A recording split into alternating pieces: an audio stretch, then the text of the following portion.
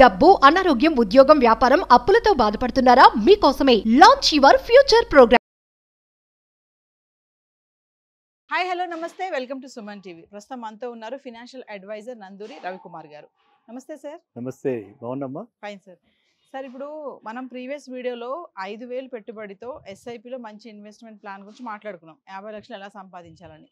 ఇప్పుడు ఏంటంటే 10 సంవత్సరాలలో 1 కోటి సంపాదించాలంటే ఎస్ఐపిలో ఎంత పెట్టుబడి పెట్టాలంటారు? ఇప్పుడు మనకేంటంటే ఇప్పుడు target 1 crore and fixed period 10 years. మనం ఎంత పెట్టుబడి పెట్టాలి అంటే మనం ఎంత ఆదా చేయగలం, మినిమం ఎంత ఆదా చేయాలి అన్నది ఇప్పుడు మనకి ఇక్కడ ఇదనమాట. అంటే మనం ఎస్టిమేషన్ ప్రకారంగా మన సర్టెన్ ఎజంప్షన్స్ తోటి, మన పూర్వ అనుభవంతో, మనకున్న ఇండియన్ క్యాపిటల్ మార్కెట్లో ఇప్పుడు ప్రస్తుతం జరుగుతున్నటువంటి ఏవైతే గ్రోత్ ఉందో దాన్ని బట్టి మనం ఈ ఎజంప్షన్ మనం తీసుకుంటాం.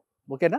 సో ఇండియన్ క్యాపిటల్ మార్కెట్లో మనం చూసింది ఏంటి, లాస్ట్ 2 yearsలో స్మాల్ క్యాప్, పర్టికులర్లీ స్మాల్ క్యాప్లో మ్యాక్సిమం గ్రోత్ ఉంది.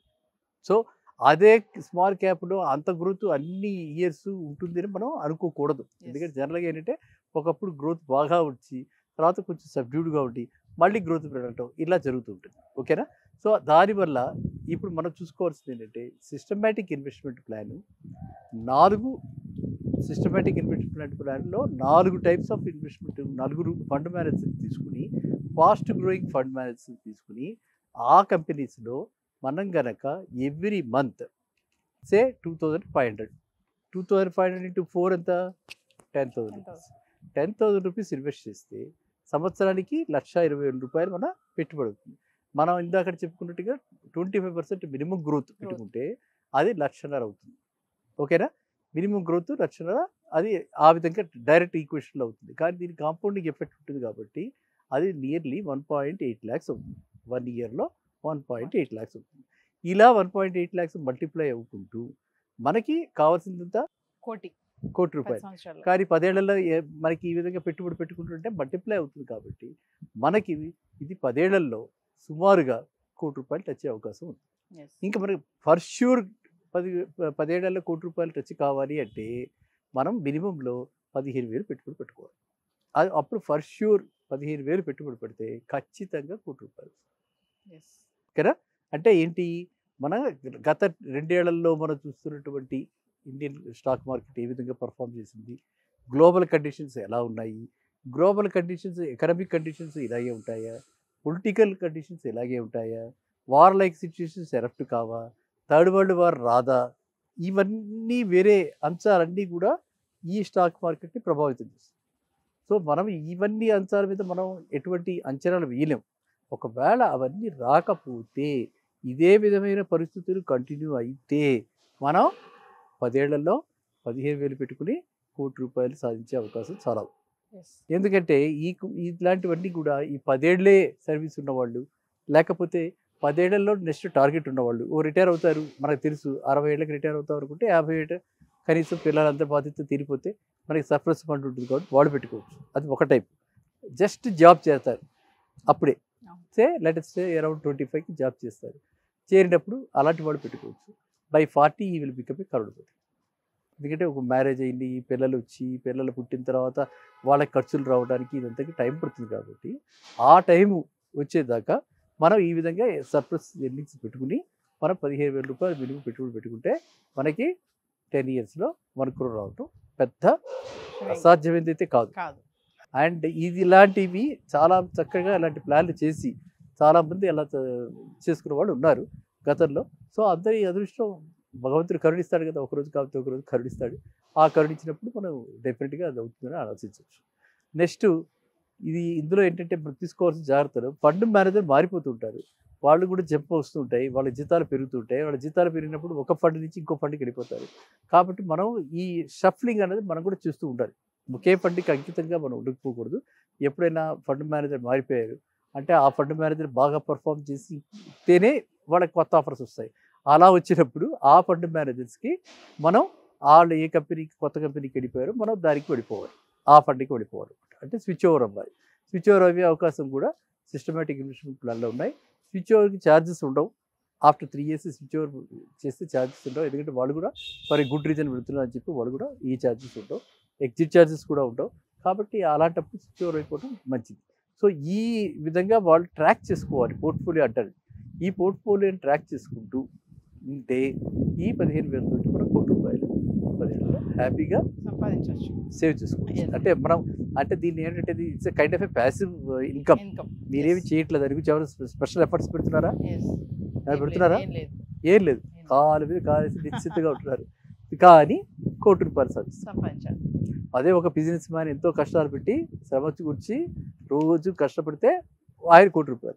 ఇక్కడ మనం ఏంటి, మన money is working, money is multiplying, you are king, money is slave and somebody else is working with your money and he's making it. Okay, so ఇక్కడ మనం చూడాల్సింది ఏంటంటే ప్యాసివ్ ఇన్కమ్. ఇది మనం ఒక పిఎఫ్, ఇవాళ చాలా తక్కువ మందికి ప్రావిడెంట్ ఫండ్ ఉంది. ప్రావిడెంట్ ఫండ్ అన్ని కంపెనీలకి లేదు. సో చాలా తక్కువ మందికి ప్రావిడెంట్ ఫండ్ ఉంటుంది అనమాట. సో ఈ ప్రావిడెంట్ ఫండ్ గవర్నమెంట్ ఎంప్లాయీస్ కూడా లేదు, వాళ్ళకు కూడా నేషనల్ పెన్షన్ స్కీమ్ అని చెప్పి దానిలో చేస్తున్నారు. సో ఆ నేషనల్ పెన్షన్ స్కీమ్లో అంటే మనకి రిలేటివ్గా పర్ఫార్మెన్స్ పూర్గా ఉంది. సో దానికంటే అలాగే నా గురించి నేను చేసుకోవాలి, ప్లాన్ చేసుకోవాలి. అంటే వృద్ధాప్యంలో నా కాళ్ళ మీద నేను నిలబడాలి, నేను ఆధారపడకూడదు. పిల్లల్ని కన్నా కానీ వాళ్ళ మీద ఆధారపడ్డ హక్కు ఉందా మనకి? లేదు. ఒక అదృష్టమైన వాళ్ళ మీద పడకుండానే వాళ్ళంతా వాళ్ళు ఏదైనా ఇస్తే అదృష్టంగా భావించాలి. అంతేగాని వాళ్ళ మీద మనం ఆధారపడి మన భవిష్యత్తులో వాళ్ళు ఏదో చూస్తారని చెప్పి మనం ఉన్నవన్నీ ఓట్ చేస్తే తర్వాత కష్టాలు పడవుతుంది. అందువల్ల ప్రతి ఒక్కళ్ళు కూడా ఈ విషయం తెలుసుకుని ఇలా ₹15,000 వాళ్ళు సేవ్ చేసుకుంటూ మంచి ఈ సిస్టమేటిక్ ఇన్వెస్ట్మెంట్ ప్లాన్లో పెట్టుకుంటే ఖచ్చితంగా వాళ్ళు 10 yearsలో 1 crore సంపాదిస్తారు. సో 1 crore సంపాదించడం అంటే ప్యాసివ్ ఇన్కమ్ వాళ్ళకు వస్తుంది. ఆ 1 crore వచ్చిన తర్వాత వాళ్ళు నెలలో దాని మీద పెన్షన్లా కావాలనుకుంటే అప్పుడు వేరే, ఇది ఎస్ఐపి, అది SWP, systematic withdrawal plan.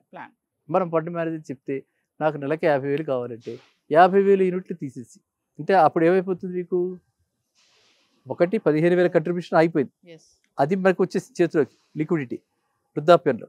Next రెండోది ఏంటి, ఇక్కడి నుంచి ఒక 50,000 తీసుకోవచ్చు, నెల 50,000 తీసుకోవచ్చు. ఆ 1 crore పెరుగుతూనే ఉంటుంది కదా, అది అలా 1 crore గానే అది అలా గ్రో అవుతూనే ఉంటుంది. మనం ఇలా సిస్టమేటిక్ విత్డ్రాయల్ ప్లాన్ పెట్టుకోవచ్చు.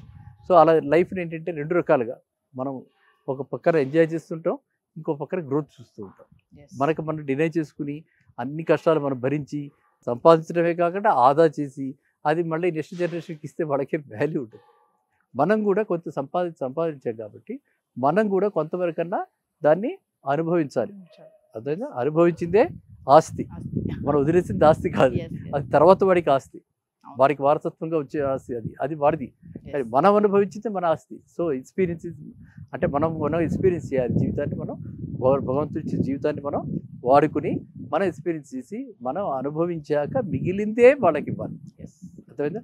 సో కాబట్టి మనం ఏ విధంగా ఏ లైఫ్ సైకిల్లో ఎక్కడున్నాం, బిగినింగ్లో ఉంటే 25 yearsలో ఉంటే పిల్లలందరూ చూసుకోవాలి బాధ్యత ఉంది కాబట్టి ఆ విధంగా సేవ్ చేయాలి. 50 years దగ్గర ఉంటే మన గురించి మనం సేవ్ చేసుకోవాలి. సో ఈ మధ్యలో ఇయర్స్లో ఉన్న వాళ్ళకి సేవ్ చేయడానికి చాలా కష్టం. మిడిల్ క్లాస్ వాళ్ళకి అప్పుడు పిల్లలు ఎదుగుతారు, ఫీజులు కట్టాలి, హాస్టల్స్ పంపించాలి, ట్యూషన్స్ పంపించాలి, ఎన్నో రకాలకు వాళ్ళకి ఈ ఫ్యాషన్స్ ఇవన్నీ వచ్చేసాయి, ఎన్నో రకాలటువంటి వాళ్ళకి అంటే కోరికలు ఉంటాయి. అవన్నీ మనం చేస్తారు కాబట్టి అప్పుడు పెద్దగా ఆదా చేసే అవకాశం ఉండదు. సో ఆదా చేసే అవకాశం ఉన్నప్పుడే మనం దాని గురించి ఆలోచించాలి. అంతేగాని ఏదో ఒక డినై చేసుకున్నారంటే ఏదో తిరగకుండా మన కనీస అవసరాలు తీర్చుకోకుండా మనం ఆదా చేయకూడదు, అంతలా చేయకూడదు. సో అందువల్ల ఈ రెండిట్లో ఏదైనా సరే మీరు అడిగిన ప్రశ్న స్ట్రైట్గా 10 ఏళ్లలో కోటీశ్వరుడు కావాలంటే 15,000 పెట్టాలి. ఓకేనా? 1 crore 15,000 per month through 4 or 5 systematic investment plans. Risk diversification, average returns 25%. ఇవి మన assumptions. Thank you sir. Thank you. Suman టీవీలో మీ పర్సనల్ అండ్ బిజినెస్ ప్రమోషన్స్ కోసం కింది నెంబర్కి కాంటాక్ట్ చేయండి.